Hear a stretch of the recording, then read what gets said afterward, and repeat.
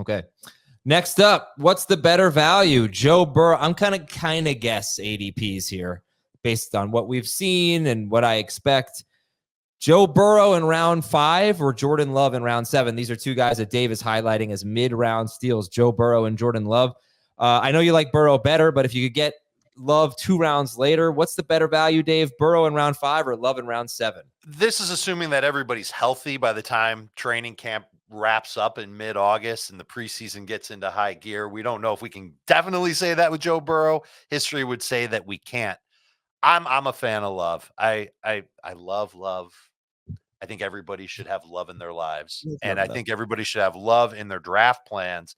If you find yourself waiting on a quarterback, the way that he finished last year, 25 fantasy points per game in his final 9 games, really a great finish to what was his first season being the guy in Green Bay.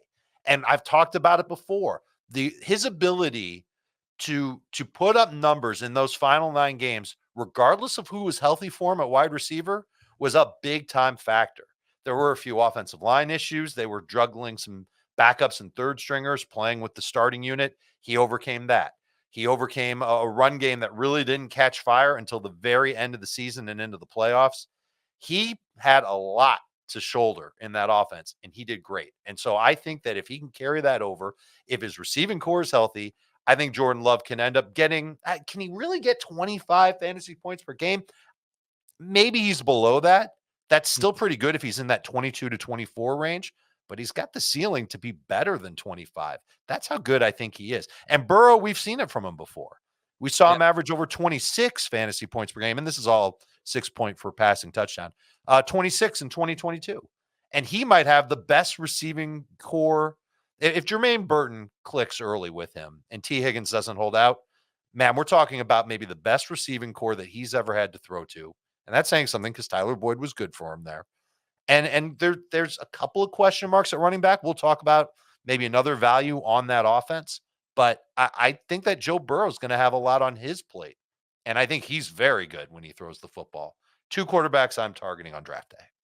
I don't think they'll be going that close together, though, Adam.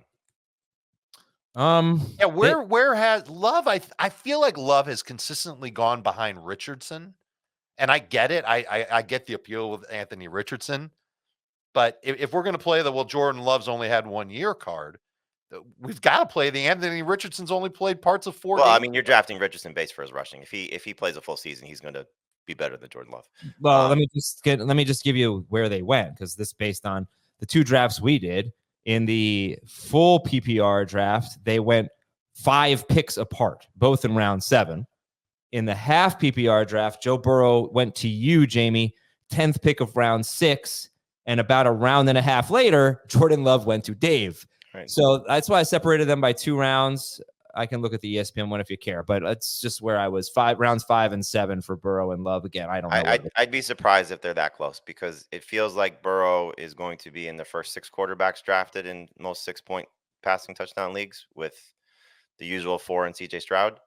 And then Love will be in the back end of the next group, because I think most people will draft Richardson ahead of him. They will probably draft Dak ahead of him. They will probably draft Kyler ahead of him now with the addition of Harrison. And then he's probably in that next pick up. Yeah, okay. I love that. And just to put it out there, and this is small sample size. This is Adam Azer softball batting average sample size. 2 games that Richardson finished, he averaged 28.3 fantasy points. So to Jamie's point, he could be better and have a much higher ceiling than Jordan Love.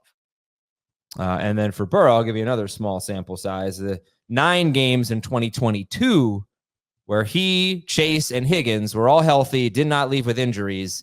He averaged about 28 points per game in 6-point per passing touchdown league. So that's, I think you saw the ceiling for Joe Burrow, truly elite.